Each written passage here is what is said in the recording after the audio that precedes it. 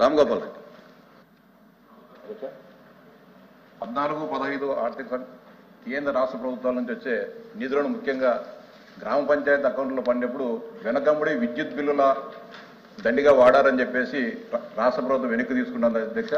చాలా గ్రామాల్లో ఈ సిపిడబ్ల్యూఎస్ స్కీములకు సంబంధించిన మీటర్లు కూడా లేనందువలన దానికి సంబంధించిన ఆడిట్ కూడా సక్రమంగా జరగలేదు.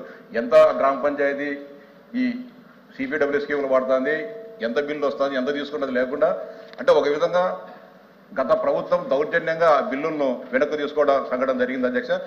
మీ ద్వారా గౌరవ ఉప ముఖ్యమంత్రి గారికి విజ్ఞప్తి చేస్తున్నా, భవిష్యత్తులో అలా జరగకుండా సిపిడబ్ల్యూఎస్ స్కీములకు అంతా కూడా మీటర్లు బిగించేసి ఖచ్చితంగా ఆడిట్ జరగాలని చెప్పి విజ్ఞప్తి చేస్తాను అధ్యక్ష. అంతేకాకుండా గ్రామాల్లో ప్రతి గ్రామ పంచాయతీలు గ్రీన్ అంబాసిడర్లను పెట్టడం జరిగింది.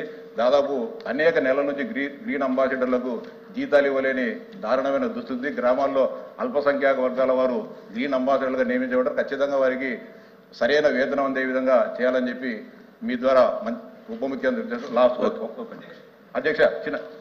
అంతేకాకుండా ప్రతి గ్రామ పంచాయతీకి పంచాయతీ కార్యదర్శి ఉన్నారు అధ్యక్ష. కానీ పంచాయతీ కార్యదర్శులు ఆ గ్రామ సచివాలయంలో కూర్చోకోకుండా, ఆ గ్రామ పంచాయతీలో సందర్శించుకోకుండా కేవలం సచివాలయంలో కూర్చొని ఆ గ్రామ పంచాయతీలు మానిటరింగ్ చేస్తున్నారు.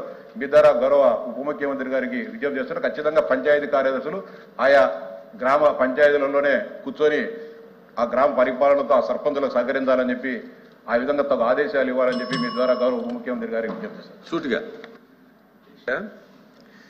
నేను ఒక సందర్భంలో పెద్దాపురం జి రాగంపేట ఇల్లా, ఆ సర్పంచ్ చెప్తున్నాడు 5 లక్షలు, 10 లక్షలు, 20 లక్షలు ఈ చిన్న చిన్న అమౌంట్స్ కూడా మేము ఏదో మా పనులకు అప్పచెప్పుండి రాత్రి డబ్బులు లాగేసామని చెప్పారు. ఆ రకమైనటువంటి పద్ధతిలో చిన్న చిన్న అమౌంట్స్ కూడా ఈ నిధులు ఈ రకంగా దారి మళ్లించిన పరిస్థితి ఉన్నది.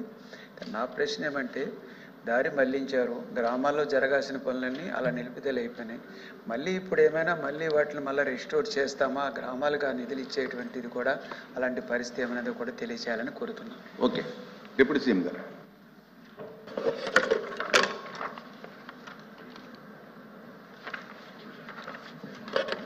అధ్యక్ష, సప్లిమెంటరీ క్వశ్చన్స్ దువ్వారపు రామారావు గారు, పంచమూర్తి తండ్రాది గారు, తిరుమల నాయుడు గారు, లక్ష్మణరావు గారు, భీమిరెడ్డి, రాంభూపాల్ రెడ్డి గారు, ఈ వెంకటేశ్వర గారు అడిగిన గౌరవ సభ్యులు అడిగిన దానికి లేవనెత్తిన అంశాలన్నిటికీ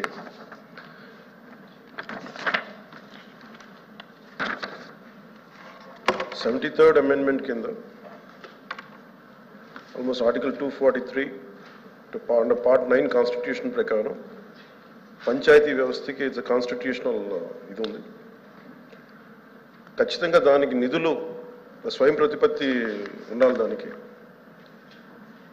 కేంద్రం నుంచి రాష్ట్రానికి నిధులు వస్తున్నాయి, రాష్ట్రం నుంచి పంచాయతీలకు వెళ్ళేటప్పటికి ఖచ్చితంగా కొన్ని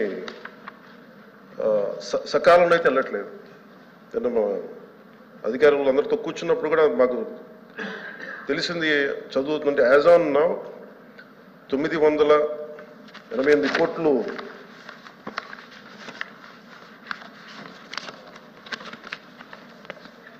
యాజ్ ఆన్ నౌ 998 కోట్లు మార్చి నెలకి ఇంకా విడుదల కావాల్సింది అధ్యక్ష. ఇప్పుడు దాకా రాలేదు. దాని మీద మేము చర్యలు తీసుకుంటాం. ఎలా రావాలని ఒకసారి అందరితో కూర్చొని దాని మీద డిస్కస్ చేసి క్లారిటీ ఇస్తాం భవిష్యత్తులో. అలాగే 7,000 ఇప్పుడు దాకా 7,518 కోట్లు పంచాయతీరాజ్ ఇన్స్టిట్యూషన్స్కి గత 3 సంవత్సరాలుగా రిలీజ్ చేశారు. రిలీజ్ చేసిన దాదాపు 8 సార్లు రిలీజ్ చేశారు అధ్యక్ష. కాకపోతే అది 5 సార్లు ఒక డిలేడ్ పేమెంట్ జరిగింది. అంటే అక్కడ కేంద్రం నుంచి రాష్ట్రానికి వచ్చి, రాష్ట్రం నుంచి పంచాయతీ అకౌంట్లకు వెళ్లాల్సింది 10 రోజుల్లోపే వెళ్ళాలి. కానీ 10 రోజుల్లో ఇప్పుడు వెళ్ళలేదు. దాదాపు 5 సార్లు డిఫాల్ట్ పేమెంట్ జరిగింది, లేట్ అయింది. దానివల్ల అప్పుడు రాష్ట్ర ప్రభుత్వం 11 కోట్ల రూపాయలు పెనాల్టీ కూడా పే చేశారు కేంద్ర ప్రభుత్వానికి.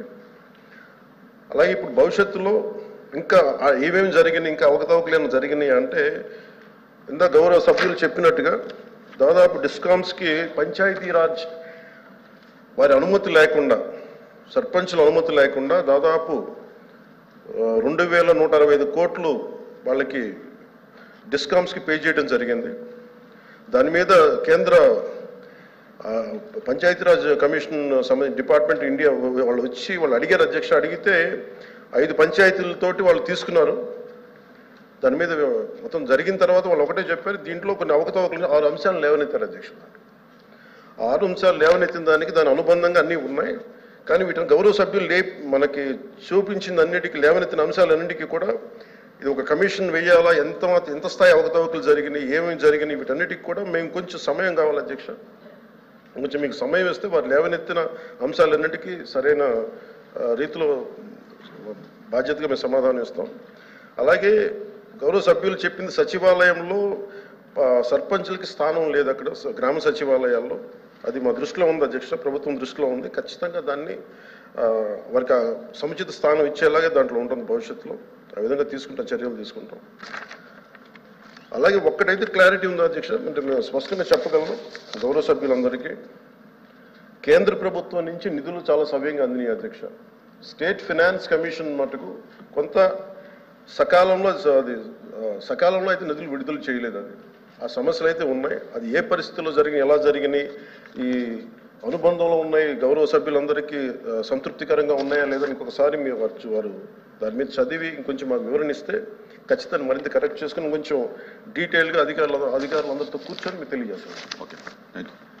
Question number 13450 minister for MSME.